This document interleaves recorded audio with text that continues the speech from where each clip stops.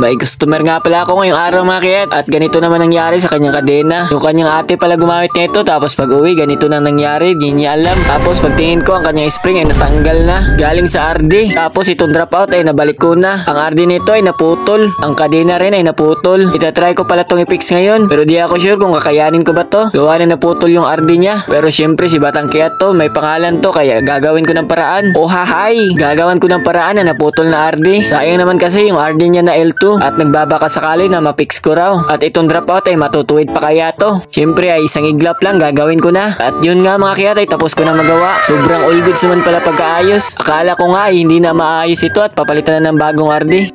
Oh, tina.